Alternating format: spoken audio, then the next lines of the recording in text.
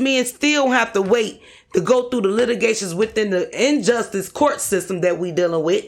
We got judges that's a part of this chain of corruption that gives us a hard time. And then you got the state's attorneys and some special prosecutors. They all it's like a big Ku Klux Klan. Can I say that? You just did.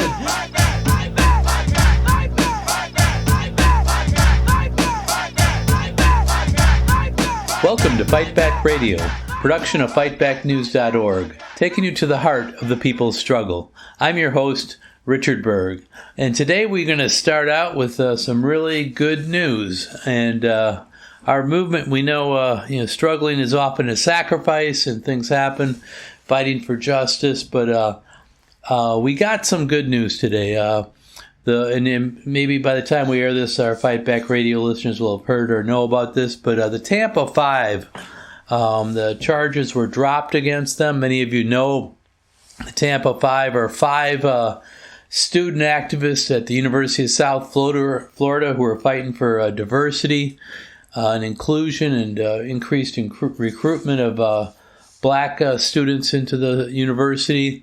Were attacked by the police, and then they themselves were charged with felonies. And today the charges, all the felonies, were dropped against them. And so it's a reason to celebrate. And for those of you that don't know this story, Fight Back Radio has been active in trying to promote this as best we can and encourage people to support the Tampa 5. There was a nationwide tour of that the Tampa 5 took around the country, visiting cities and gathering support. We interviewed here on Fight Back Radio Gia Davia, who is one of the Tampa 5. And if you don't know the story, I'd encourage you to go back to a previous episode on whatever platform you listen to. Scroll back a little bit there, Gia Davia. And she tells the story about what happened and what their position was. And at that time, we were not sure if some of them were going to face 5 or even 10 years in jail. So very brave young people that are standing up for justice and equality in our country, and they're to be saluted. And we all of us who supported them need to celebrate a little bit. So that's the good news. Our guest today is a dynamic woman, Jasmine Smith, who is the co-chair of CFIST, which is the Campaign to Free Incarcerated Survivors of Torture. And it seems like an odd, grouping for the United States, but she'll tell you about the torture that's been happening at the hands of the police here in Chicago. And I suspect around the country, we've learned a lot about what's been going on with the police here in Chicago, and people have fought back, and different cities are at different places with this. But I suspect this really brutal harassment and repression of the black community in Chicago exists in cities across the country. It's something that's systemic, that's been that's grown out of the days of slavery till now, and we need to continue to fight until we have community control of the police. We have a government that really represents working people of all nationalities and all races, and that's. But today we'll talk to Jasmine Smith, and she'll tell us about the story here, and you'll catch the passion in her voice. I think you'll enjoy this interview. So with no further ado, here's Jasmine Smith, co-chair of the Campaign to Free Incarcerated Survivors of Torture and the Wrongfully Convicted. She's also, I should mention this too, she's on the executive board of the Chicago Alliance Against Racist and Political Repression. So here's Jasmine Smith. Welcome to Fight Back Radio, Jasmine. Thank you, Richard. Thank you guys for having me. I'm just blessed to be here. Yeah, well, we're glad to have you. And so, Jasmine, you're the co-chair of CFIST. Could you tell us what CFIST is and a little bit about that organization? Yes, CFIST. The meaning of CFIST is Campaign to Free Incarcerated Innocent Survivors of Torture and Wrongful Convictions. is formed through the Big Brother, which is Chicago Alliance Against Racist and Political Repression. Basically, it was formed before I came to the organization a year and a half ago, but it was formed by families who's been impacted and survivors, and also just people who stand for just wanting to see justice, all coming together and agreeing to help the ones who are voiceless behind bars spread their stories and expose the detectives and the officers who had any dealings of them being wrong in a broader light. And that's how CFIST became a campaign to work strictly with innocent torture survivors and wrongful convictions. Okay, so a lot of our Fight Back Radio listeners will be familiar with the National Alliance Against Racist and Political Repression, or the Chicago Alliance. Frank Chapman has been a guest on this podcast several times, and so people are somewhat familiar with that. But I want to ask you, so you're talking about, we've talked about police accountability, but you're talking about police torture. So what exactly happened here? What's going on? What do you mean by police torture? Well, let me just say, I always say this. Chicago is the number one capital in the United States of wrongful convictions, and also the number one city with overturned wrongful convictions. So that right there majority tells it all of what we're dealing here with in Chicago. Now, from the beginning of this wrongful conviction and torturous setting, it started with Commander John Burge, the first generation, John Burge, and he came from working with the Vietnam in the military, was taught tactics of how to torture people. Yeah, so he was a prison guard during the Vietnam War in Vietnam, where I don't know if we know exactly how Vietnamese were treated as prisoners by the United States government or military, but we do know that after Vietnam, things like Abu Ghraib and Guantanamo Bay, some of the most nasty torture and appalling things that have come to light. And so John Burge was part of this system, and so then he came to Chicago after the war, or after he got out of the military, and joined the police department. Mm-hmm. And so could you tell us a little bit about, John Burge and the police department? So John Burge, again, is the monster, the biggest monster of them all. He came to Chicago and he trained more monsters.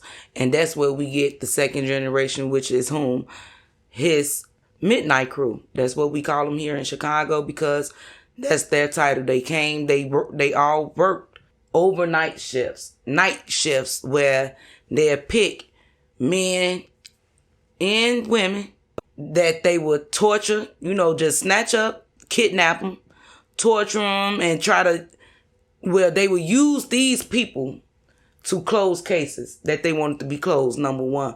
But in the mix of them, just grabbing them or trying to, coerce them to just, make false confessions, they used the tactics of torturing them.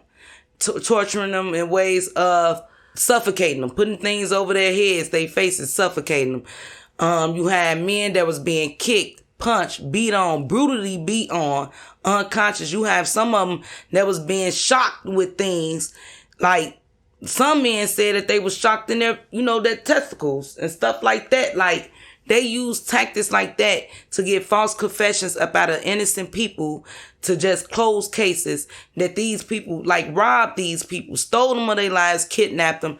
All of the things is bad that came from John Burge and his Midnight Crew. He have almost, if not over 100 employees, officers that worked under him as their commander and that's been trained under him. So just imagine how many cases they've touched where they've done wrong in. And fortunately, we were able to expose Burge, but he's dead now, and he never was convicted or held accountable for his torture. He was only convicted and held accountable for committing perjury.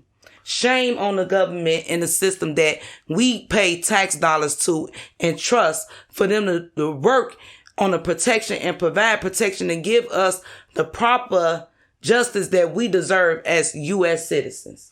Yeah, no, it's so Burge, and this is well documented. Actually, it's even there's a law was passed about reparations, and where now in the Chicago public schools they have to teach about John Burge and some of the things that he did. But this started, I believe, in the early '90s, where there were, what Jasmine's saying here is just grabbing people off the streets to try to clear and have a higher conviction rate, mostly black men and women, and just torturing them. And some of the things the methods you talk about are terrible.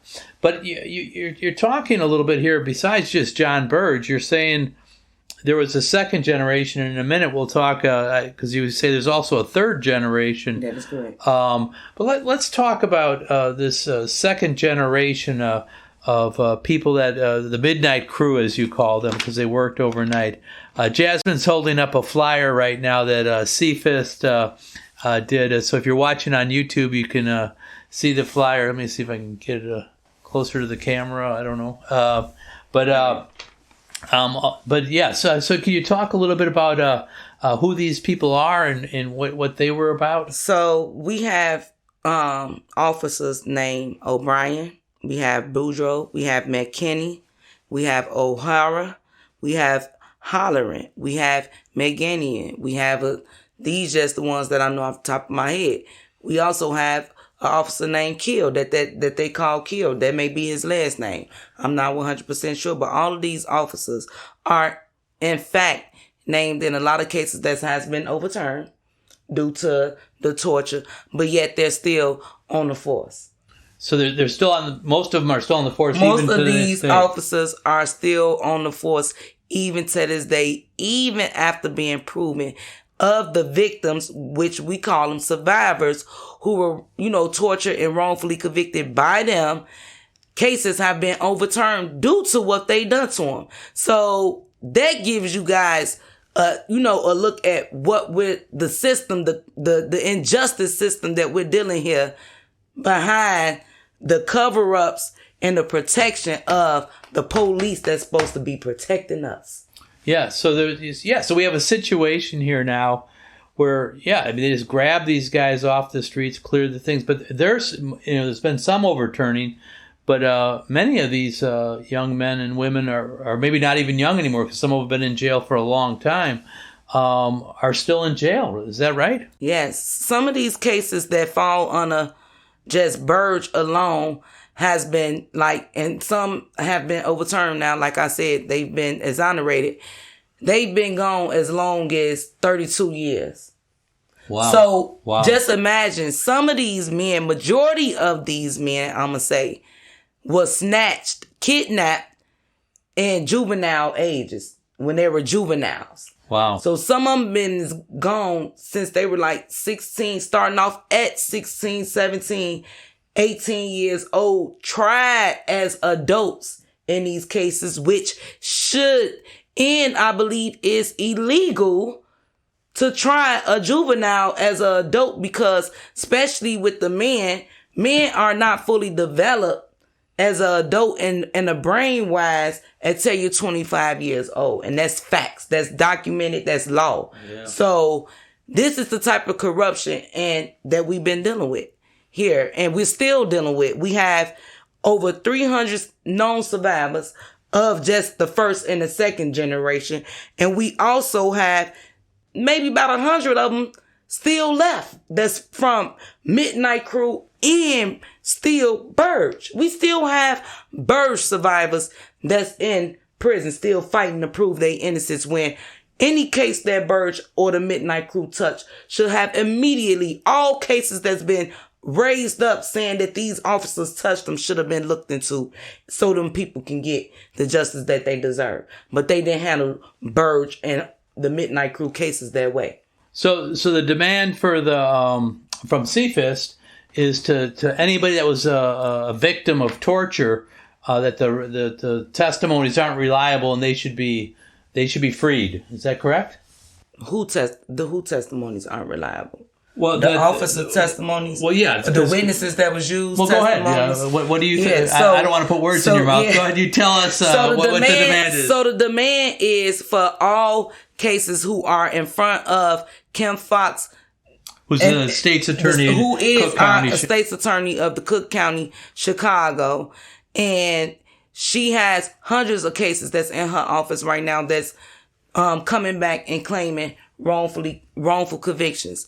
These cases, some of the cases have evidence. Some of the cases have officers' names who already been deemed not credible. It's a shame that they had to make a do not call list for officers to testify on the stand because they've been proven not credible due to them lying and committing perjury. But the same officers that they have on a do not call list are still officers that's on the force. Yeah. So if you can't be trusted to be called on to testify on the stand, how can you be trusted in the communities to protect and serve and do the duties that you vowed and oath that you're supposed to take on these communities? That's right. Yes. So what you're talking about, correct me if I'm wrong, is that there's if they don't want to call these guys to testify, these police officers in court, because in cross-examination, the lawyer for the defense would say, hey, haven't you tortured these people, or haven't you lied over and over again, or haven't you done these things, which is a matter of public record. So they're such their background is so bad that they can't be called as a witness because they would be exposed in cross-examination. But they're still members of the police department going around arresting people or doing whatever they do on their shifts. Is that right? That is true. Okay. So that is true. Let me circle back though. So we're asking to say free them all of the we asking not just the state's attorney's office. We asking the governor J.B. Prisoner to step in as well because he has more power than Kim Foxx. He can just pull these cases and say, and he has some of these survivors' cases from Forberg, who I'm advocating for. I'm going to speak about in 1 second. But he have cases of clemencies that's just sitting there collecting dust at the prison review board still, and not even on his desk where he can move to get them pardoned immediately. Them hearing these stories, we done made the news a few times.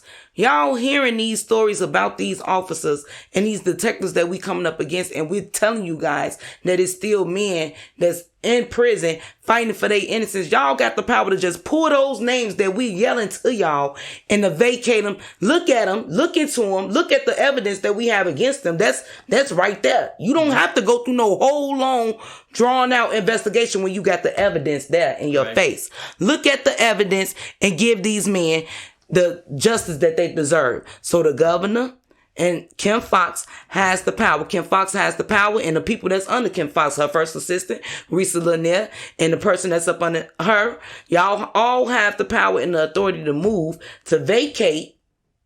That's right. So the governor has the right to pardon anybody. He can just let him go. Anybody he wants to. Yeah. And then Kim Foxx and them has the power to move the motion to vacate. And it's ultimately the judge has to agree with it. But if the state's attorney is backing it and then you got the people power backing it, the judge have no choice but to do what's right and give these people their freedom. Okay. So then the demand to free them all, though, I mean, people will say, everybody says they're innocent. I mean, that's what the jail is full of innocent people, I think is what the movie said. But so what how do you answer a thing that says, of course they say they're innocent, now that they're in jail, what else are they going to say? You'll be surprised how much backlash I get for trying to, free people that's in prison already. And it's okay. Because when you fighting for the righteous, it always comes a snake and the devil trying to distract you or destroy you, what you're doing to fight for the greater good. And that's for justice and that's for humanity. So when you have people saying not everyone in prison is innocent, how do you know that? Because that's what the paper say? That's what the news told you? That's what the judge told you? Well, how about this? What do you guys say when it's facts that Chicago has been named the #1 capital of wrongful convictions. That's facts. How about what do you guys say when we have the numbers of overturned convictions of the city having to pay millions and billions of dollars to men and women who's gotten out thus far within the last few years for fighting wrongful convictions, proving actual innocence, that they were tortured or that they use witnesses. They tortured the witnesses to make false confessions, testimonies against these people to have them wrongfully convicted. These people's lives have been stolen. They've been fighting for decades. These people been gone 30 years, some of them. 30 years to prove their innocence, and only for us to still hear people say things like that. It's a slap in the face, and it's a slap in our own culture face, because the only culture that's being attacked the most with wrongful conviction, torture, and our people that's sitting behind prison is the black and brown community. Got it. Okay. So let me pivot back though. I mean, so you talked about John Burge, being whatever the evil man at the start of this thing, and you talked about a second generation, which were the people that he trained his midnight crew. But now you're talking also. I want to get into this about a third generation of Brian Forberg is the Sergeant Brian Forberg is who you're talking about. Can you talk a little bit about his connection to the second generation, and who is this guy? What's he doing? Yeah. So I just want to say, because I don't want to mix up the names, Brian Forberg started in the early 2000s, and when he started in the early 2000s, he started working with, I'm sorry, Richard, I just want to get it right. He started working with John Holleran and James O'Brien. John Holleran and James O'Brien are the descendants of John Burge. So they are part of the Midnight Crew. Okay, that is correct. You got Burge, you got the Midnight Crew, and now that's the first generation, second generation. Now you got the third generation. They continuing on with their momentum of trying to be the #1 state for closed cases, closed convictions, and at the same time making it worse for the city and making the city look bad, because y'all not doing it the righteous way. Y'all doing it by torturing, kidnapping, and making up false evidence against these innocent people, locking them up and throwing away the key. And now y'all reckoning days have came where you have organizations and families that said enough is enough, and we're going to stand up and fight against them. Forberg started in the early 2000s. Forberg has been, thus far, he's been exposed. There's been open letters sent to the state's attorney's office, the governor's office, everybody who has the power to do what's right and to get these men their freedom and to get him charged for his crimes. He's been exposed for being married, conflict of interest within the state's attorney's office. He was married to a state's attorney. One of his partners, Detective John Foster, also married to a state's attorney. They both worked in this criminal integrity unit and a post-conviction unit. Both units are units that pushes and fights these cases to get them convicted for, to be locked up. So the conflict of interest runs deep within the state's attorney's office. We're not saying that go get a special prosecutor, which some of them do need to be looked into because they corrupt. But at the same time, Kim Foxx, you know all too well is what we saying to her now more than ever, that he's yet another second generation and first generation that has these men wrongfully convicted. You can move on getting their cases vacated. We have video footage of him now that one of the lawyers been fighting for years to get her hands on, catching Brian P. Forberg and his partner at the time, Kevin Eberly, red-handedly coercing the witness. So that right there should seal the deal, correct? Well, what kind of things are they doing? When you say they're coercing witnesses, they're torturing people, what are they actually doing? They're in there. It's the interrogation room for three people. It's 3 people in the interrogation room, different ones, like different rooms. They have 60 hours over video footage of them yelling, them threatening, them telling them how it's supposed to go, and them telling them this is what happened. You know that this is what happened. Like, you're badgering them, you threatening them, you scaring them, you depriving them of their rights. You're not giving them no phone call. You're not giving them nothing to drink. You're not letting them go to the washroom. One of the witnesses, and she's a survivor as well, they held her in the interrogation room for so long and wouldn't give her anything until she gave them or signed off on a confession that they wanted her to sign off, saying that she did something that she didn't do, which she didn't do it. She didn't sign off on the confession, but it was so bad that she urinated in there. Oh my gosh. They got them yelling, cursing at them. They got them threatening, using their kids, trying to use their families against them to tell them what they want to hear. And if they don't tell them what they want to hear, then they going to be the ones doing the time for the crime. So just imagine sitting in an interrogation room. We all watch TV. We get have an idea. And some have been locked up before. You know how an interrogation room looks. You sitting in there for hours and hours. These same two cops or detectives, you don't know anything about the law or your rights, and they yelling at you steady. They basically using tactics of breaking a person down emotionally, right, psychologically. It's like you steady hitting me with different things, and now I'm mixing up my words. So they knew it's all on video. We got them. Yeah, okay. We got them now of these things in this act of everything that we're accusing them for. And what they done to the witnesses. And you know how we got them? Because that witness, this particular video footage we have, it's the sister that they got to finally sign off on the testimony saying that her sister was the shooter. Only for them to find out that this particular victim, who they trying to put the murder on them, he committed suicide. Oh my gosh. So it runs deep. Yeah. But this is from a case that's as early as 2006. Oh my gosh. So let me pivot back though. So you have all these young men, or like I said, maybe not so young anymore because it's been so long, that are in jail right now, and you have evidence that either they've been tortured to confess, or that they're innocent for some other reason. If the state's attorney and the governor aren't moving, what kinds of things does CFIST try to do to shake things up, to make it happen?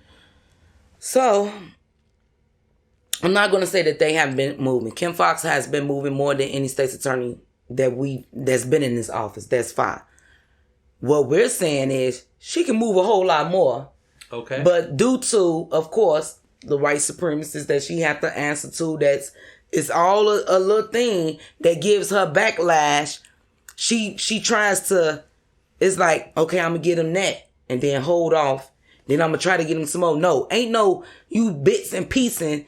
You either in it for the righteous cause, or you in it for the wrong cause, or you in it to please the people who cutting your check. Now, it's a sacrifice that always has to be made when it comes to this type of fight. So what does CFIST do? What do you do? What we do is we apply pressure. We call the state's attorney's office. We call the governor's office. We put out flyers. We ask the community, the volunteers, to get involved, to doing phone banking, reaching out to the aldermen, trying to get them involved, to talk to the state's attorneys, talk to the governor and them, let them know, like, hey, this is another case that was like John Burge or whatever, da-da-da-da-da. We also be foot on the ground a lot. We always in the field, We do banner drops.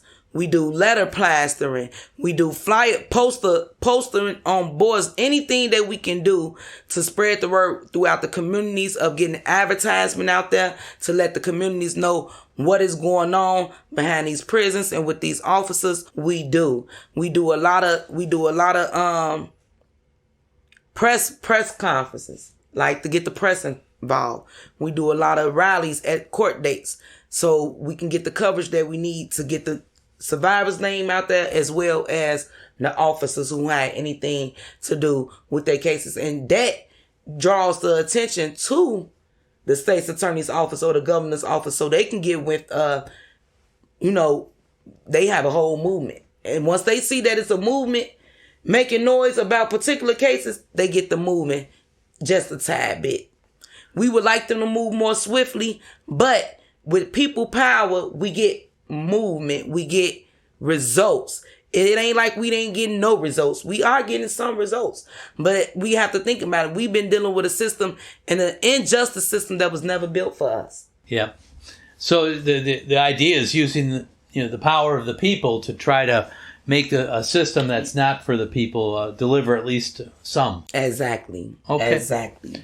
Well, let me ask you. You mentioned the Chicago Alliance Against Racist and Political Repression, which is our Fight Back Radio listeners many of you will be aware of them because Frank Chapman and Kobe Guillory and some others have been guests on Fight Back Radio, and we've talked about recently there was a National Alliance had their convention here in Chicago, but their signature campaign was for so many years was the Civilian Police Accountability Council, or CPAC, and there was a coalition came together and they passed ECPS, our Empowering Communities for Public Safety.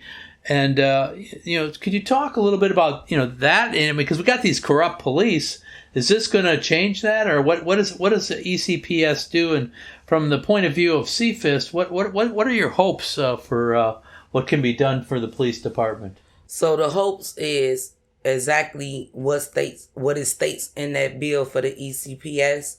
You guys can find that on our websites to look into the direct articles and policies that is going to be put in place once the district councils get full control of the positions that they've been elected for.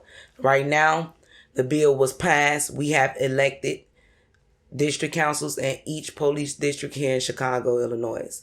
That was a big win for us, but we also have the corrupt system. They always come with something. They always got to come to destroy something that we build to make the world and our communities a better place. And they're trying to block and undermine this whole bill that's been passed. And they want to bring the arbitrations in to vote on letting the officers who are being brung up against criminal charges be heard behind closed doors and not in the public eye. And that isn't right. So for our Fight Back Radio listeners, I'm involved in organized labor with the Chicago Teachers Union, and so I know a little bit about this. But it's like often, arbitrations are behind closed doors. That's not unusual.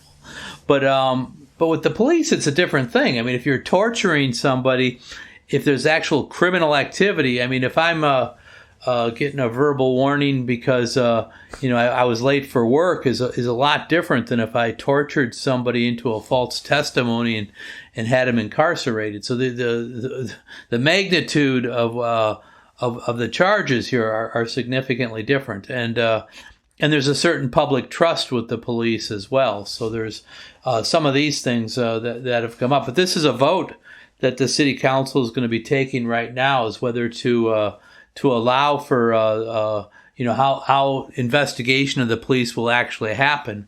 And from what Jasmine's telling us here, there's been a problem with our police department for a long time.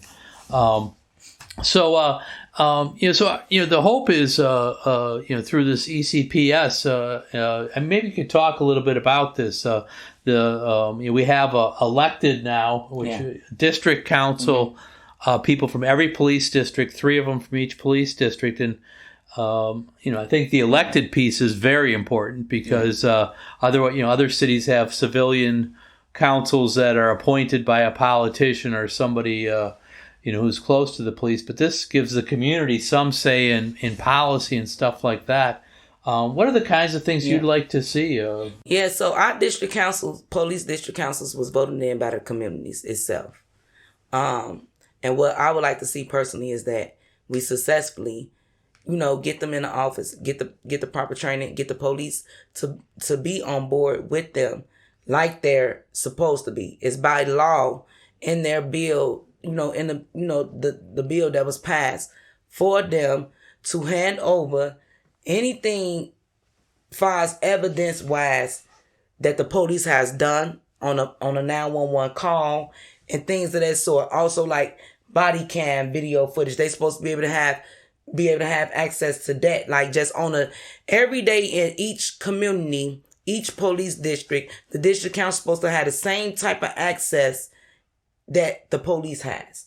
And that way, if any foul play is done, the district councilmen can step in to either correct that action, or there's no way that the police can continue to get on with wrongful convictions, tortures, or wrongdoing to the community when we have access to see and people of power that could come in and to call you guys out on that and bring it to a higher authority, which is the mayor and all of those people who are over the police, you know? So this is why it's so important that we keep and we fight for the district councilmen to be able to get the full power, the full, you know, description of what they're in place for to be, you know, treated and used how it's supposed to be used in order to get a more effective, safer community and better Chicago.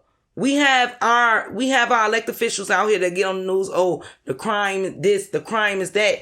The crime is so high, and the way it is right now, it plays a big role because of the police. Yes. Okay. So so we're trying to change and reform the police department. And you know, I think, you know, you're trying to get a people's movement going around this. What's been the response from elected officials, you know, aldermen, people we have now? Are they on board with this, or are they pushing back? Or what are you finding? So right now we're still, for the most part, we have all of the elected officials, yes, to standing with us. We're waiting on 2 more, I believe, to give us a yes to, you know, not, you know, to go against them and what they're trying to do with the arbitration.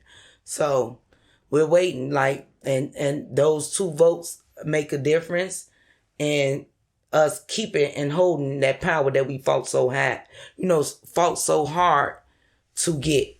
And it'll be terrible, and we need the community. That's why we call our organization is very big on coming together, solidarity. Like, we stand with everybody that's in the righteous fight for the righteous cause.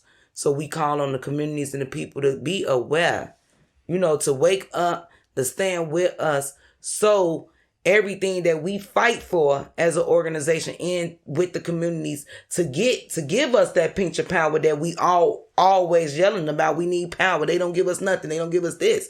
But when we get it and they trying to attack us to take it back, we need y'all to make sure that y'all stand with us to keep it.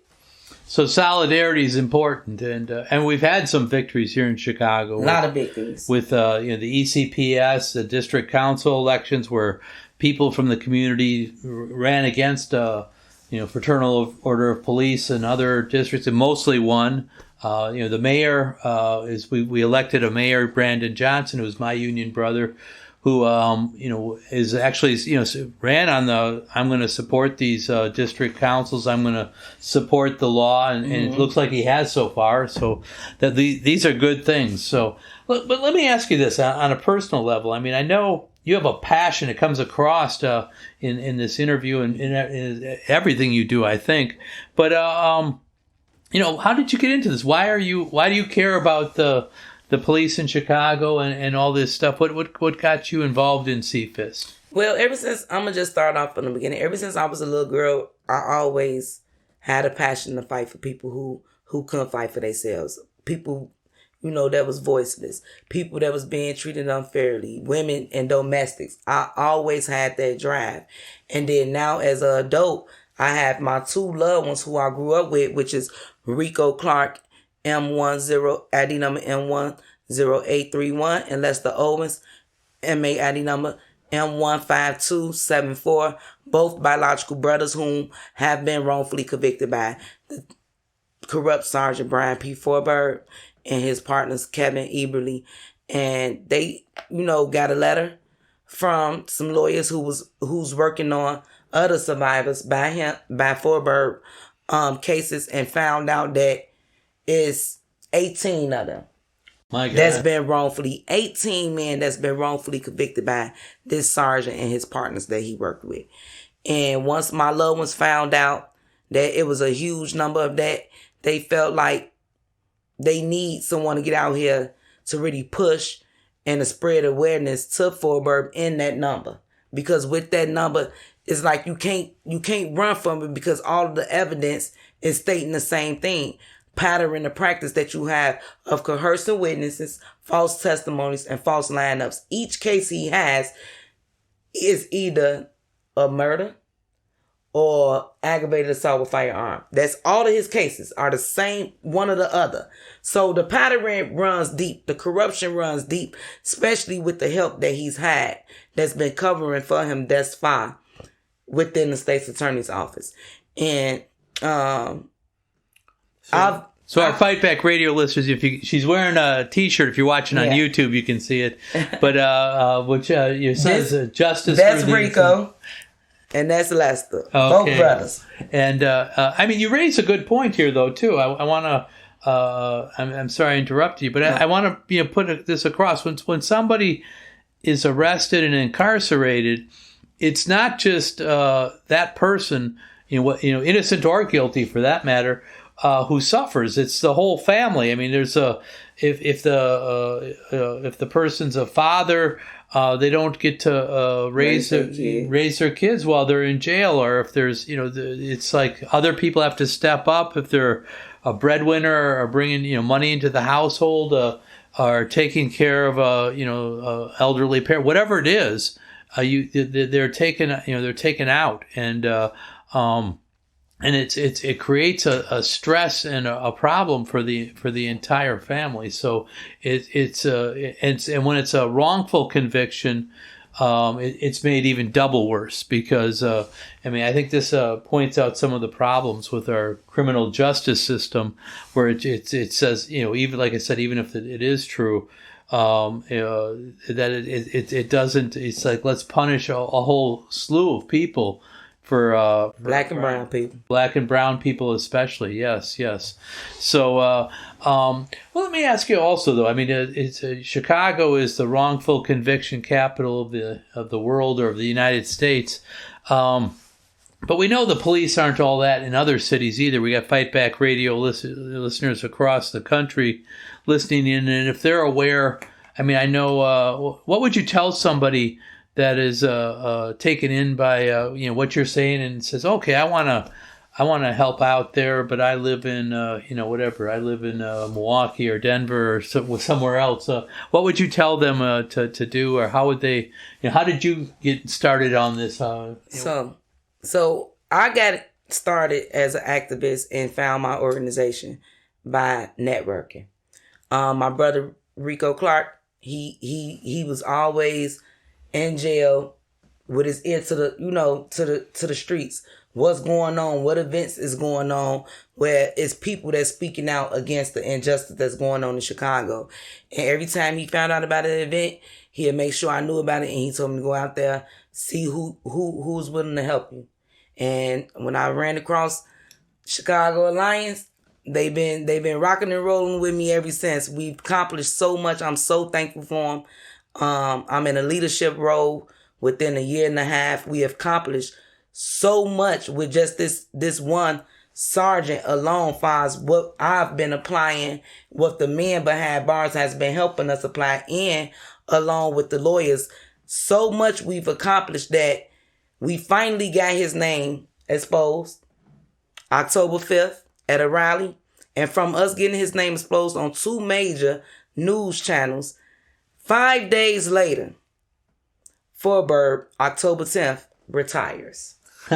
What type of coincidence is that? Yeah. So now the fight continues, though. You would think, oh, we got it. It's a victory. It's not, because the men are still behind bars. So now us, CFIST, has to go back to the drawing board, figure out another way to approach, to put people pressure on them, to make them do what's right to free these men. So that's what we're working on in the next. We already got some things. Of course, you guys check us out, get involved with us. You will see what we got in the making. We always calling for volunteers. We got a fundraiser going on right now, just to bring in funds, because we don't get funded from the government or anything like that. We don't have a payroll.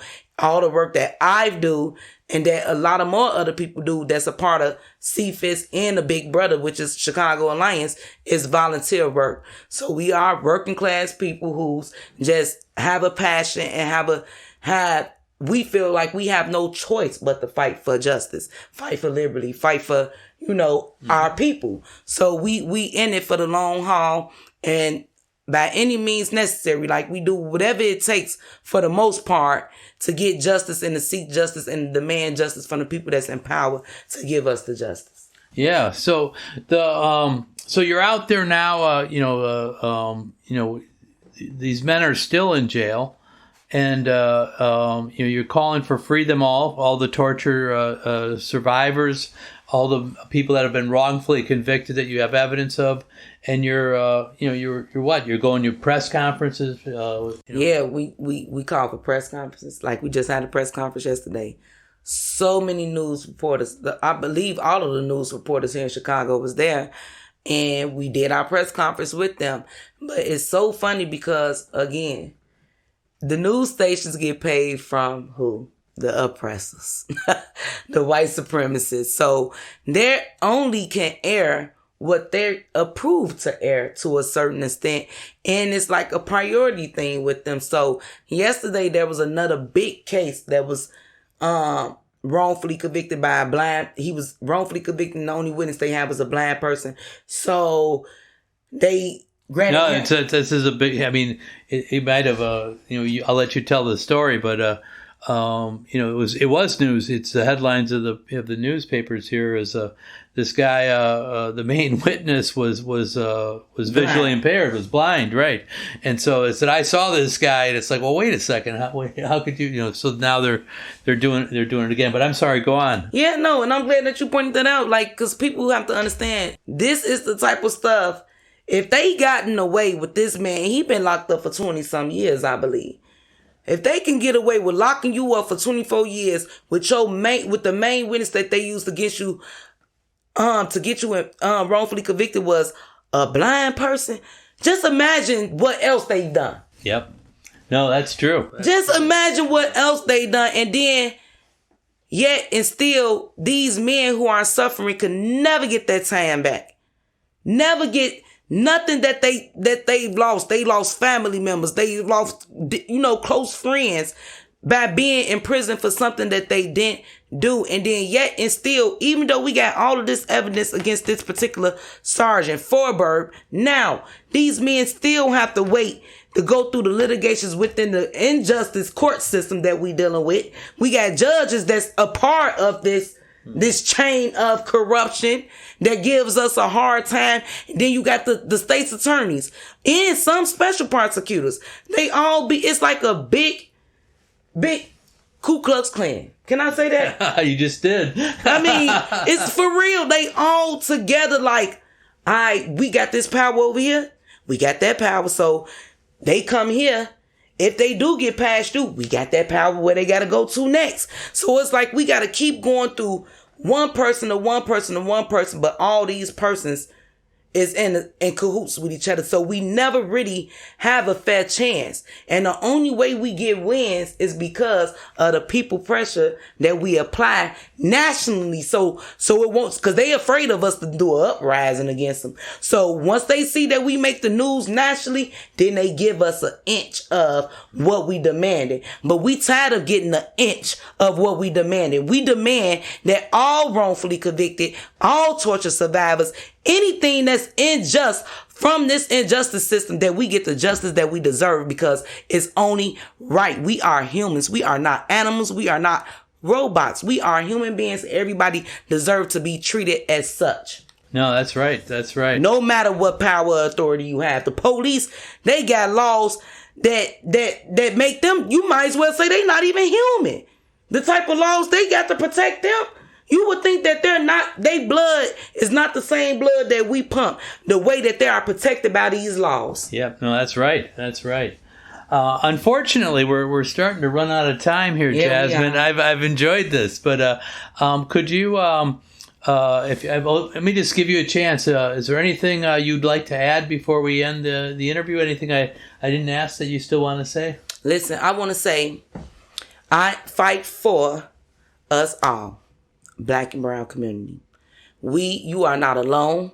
If you are going through this, your loved one is going through this, please reach out to us. CFIST.org, CAARPR, CAARPR, and CFIST is CFIST.org. And my cell phone number is 773-727-5228. Now, that's my direct cell phone. It's business phone, but of course, you guys can call at any time. Y'all have to understand, there is strength in our numbers. We still have power. We have to start walking within the power that we have and understanding that nothing can overthrow us if we stand together. Everything that we're battling is because we're so divided. Once we come back together and we stand in solidarity and we demand that they give us what we know that we deserve, we get it. We get results. I'm a walking testimony. God has been showing out for Forberg and his survivors within a year and a half since I've been alongside my organization and allies like Richard and them, just helping us push this word out and push the story out about his corruption, and we've been getting the results. So I tell everyone, please, the time is now more than ever to get involved. Because not only are we still battling with this corruption, which I feel like is just a different form of modern slavery, different form of trading slaves, because they putting you in a slave ship, which is the prisons. You know what I'm saying? We have to come together, and it's easy to come together. Just reach out, make the call, get involved. To donate to us. You can reach out to our pages. We got a fundraiser on both pages, CFIST and CAARPR. And also, we need all the volunteers. If you here in Chicago, come on. We need y'all. We need y'all. Trust and believe me. We are powerful with our numbers. If I can't say that, if I can't stress that enough, we are powerful within our numbers. And we will win. Stand up and fight, guys. Let's go. All right. So that's a good way to end it. And thank you, Jasmine. We'll put in the show notes all the contact information that Jasmine just gave you so that you can reach out.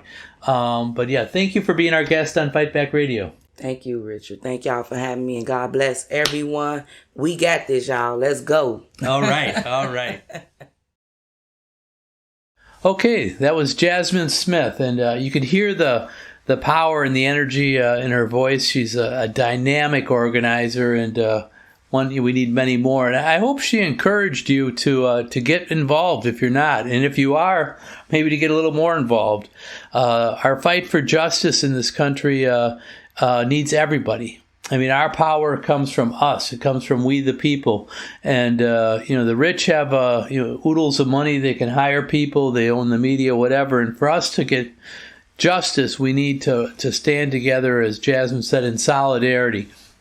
And so I hope she encouraged you to go out to a demonstration or a protest, organize some people, talk to some of your coworkers about what's going on, because that's how we make change. That's how we make positive changes, by us sticking together.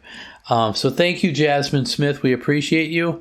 And I also want to thank, our entire production team, Dodd McColgan, Natalie Pranis, Shane Tremley, and Vince Olson. And for the entire Fight Back Radio team, I'm Richard Burge, saying until next time, all power to the people.